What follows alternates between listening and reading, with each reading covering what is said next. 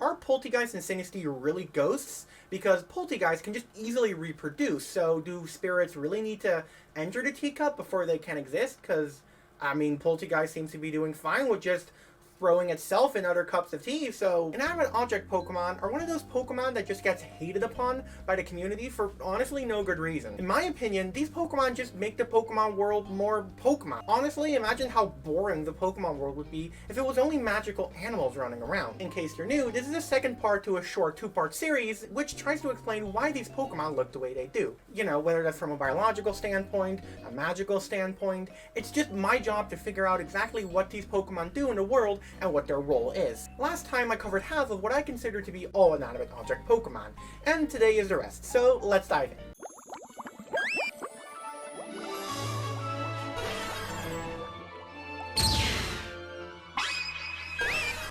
From this point on, there's a lot of these Pokemon who look the way they do because of humans, whether that's to just be around them, benefit off of them, or even use them. Let's start with one line of inanimate object Pokemon that I'm sure most people actually like for a change. I'm talking about the Chandelier line. Since these Pokemon are ghost types, it can be a bit hard to figure out if these Pokemon evolved through natural selection, but honestly, I'm inclined to say that they did, because I do not think that these Pokemon are ghost types at all. I think that they're just living beings that appear as ghosts, maybe to scare humans, or maybe just because of their reputation, because, you know, after all, they do thrive off of life energy. This is camouflage again, as with most, to hide in haunted mansions and houses not to be noticed by anyone else. So they have offensive mimicry, as they, you know, consume life energy. It's a pretty amazing strategy, all things considered. They act as beacons of hope, as a potential lit house in the middle of a dark forest. People in Pokemon would think safety. Finally I'm safe.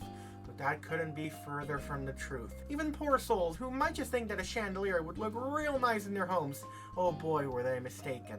And if that isn't bad enough, if someone happens to die, especially in our hospital, these Pokemon will be onto their spirits instantly. Consume them as the just deceased person's soul cries out in agony as it's getting burned. Yeah, it's real messed up. So next up we have the Aegislash line, which means more ghosts. And these Pokemon are, well, actual ghosts this time. Honedge are born when departed spirits inhabit the sword that Honedge calls home. And it also seems to be specifically people who are actually slaughtered by the sword itself. Almost as if the person is taking revenge by putting their spirit into the sword and creating a bunch of Pokemon that just thrive off of life energy. Aegislash were once known for ruling kingdoms, manipulating the rulers behind the shadows to do their bidding. You might become king if you see this Pokemon, but you'll eventually perish and be nothing less than a puppet to these vengeful spirits that became Pokemon. Yeah, these Pokemon are pretty messed up, consuming life force of others and just hiding in plain sight. I'm sure that these were extremely successful during the medieval times, when everyone relied on swords, but now, yeah, not so much, but still very scary. Clearly this isn't natural selection at work, but the fact that they look like swords, well, that is camo. And they do have offensive mimicry at their side. Okay, so which Pokemon is next? Oh yeah, right! Keys! You know, Klefki. Another Pokemon that just seems to get hated on for literally no other reason except, oh, it's an object Pokemon, so it's dumb. Like, okay, we get it, you don't have a good taste in Pokemon designs. This one actually has a very clear explanation why it looks the way it does.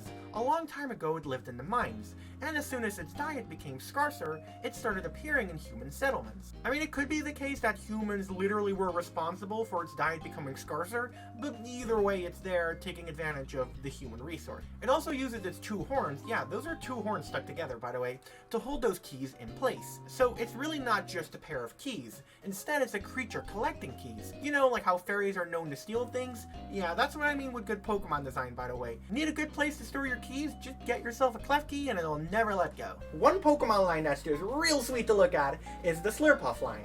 You know, the cotton candy and cupcake Pokemon. These Pokemon aren't actually made out of candy, they just appear to be so because they eat a lot of sweets. Which is actually similar, oddly enough, to flamingos, believe it or not. Because flamingos, what they do is, simply put, they eat a lot of stuff that contains red and orange pigments, giving them the color of their feathers. So, you are what you eat to its core. So why does it look like this? Well, probably to appear friendlier to humans. After all, its new diet is there, it may as well look cute and innocent.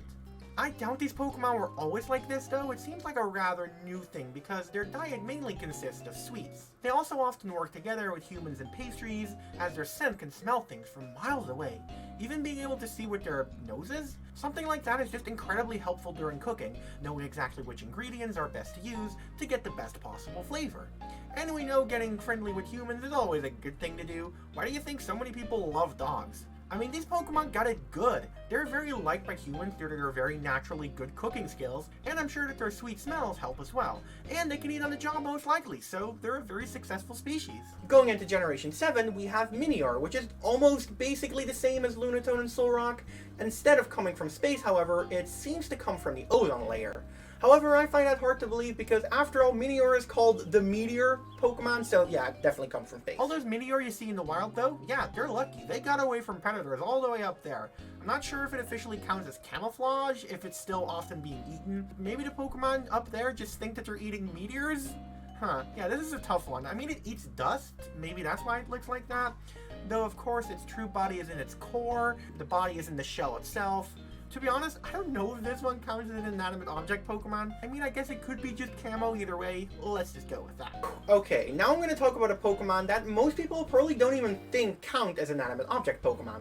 I'm talking about the Melmetal line. I mean, these Pokemon are hexagonal nuts. Okay, maybe not Melmetal as much, but definitely Meltan.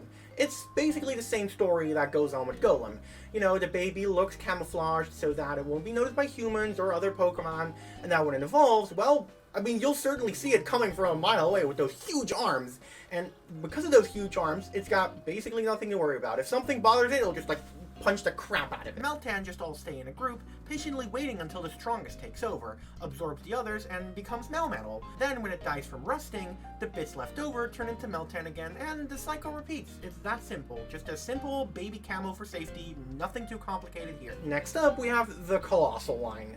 Now, I have a lot of opinions about these Pokemon, but I'll save that for another time. So coal, they look like coal. Again, similar to Golem. As they grow up, they start to camouflage less and less, with the baby resembling camo the most, and then, you know, it slowly starts to not camo anymore.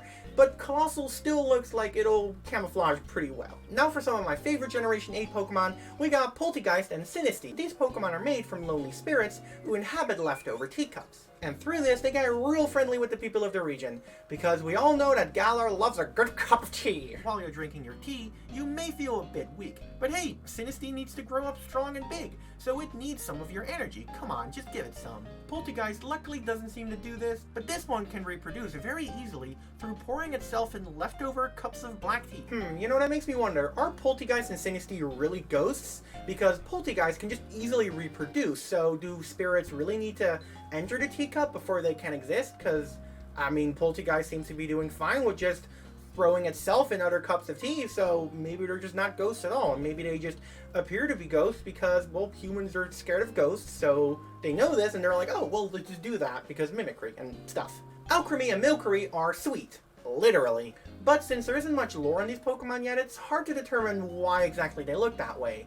Though I have a feeling that it's very similar to the Slurpuff line. They look sweet, nice, friendly, and work together with humans. Though, unlike the Slurpuff line, these Pokemon were actually born from infinity energy, taking a hold of sweet-smelling particles in the air, creating Milcery. So while the Slurpuff line seems more like natural beings that just adapted to being sweet, the Alchemy line were sweet right from the beginning. It seems to be the only competition that these Pokemon have. The pastry niche. Let's call it the pastry niche. You know, working together with humans, creating cakes, all that. By the way, does anyone remember Stonjourner? You know, the Stonehenge Pokemon, sword exclusive, kind of dopey looking? No, I didn't think so. It's a very forgettable Pokemon. Now, you would think because it resembles the stones of Turffield that it would actually live in Turffield. But nope, it doesn't. It's not clear whether this is an organic Pokemon that happens to look like stones, or that it is those stones, but I'm feeling the latter. Food doesn't seem to be a high priority, but again, we only got 2 dex entries to work with, so I'm guessing it just looks like it because Infinity Energy got a hold of it, and now it's just chilling in the grasslands, preferring to be just left alone. So pretty much it's just camo again? Yeah.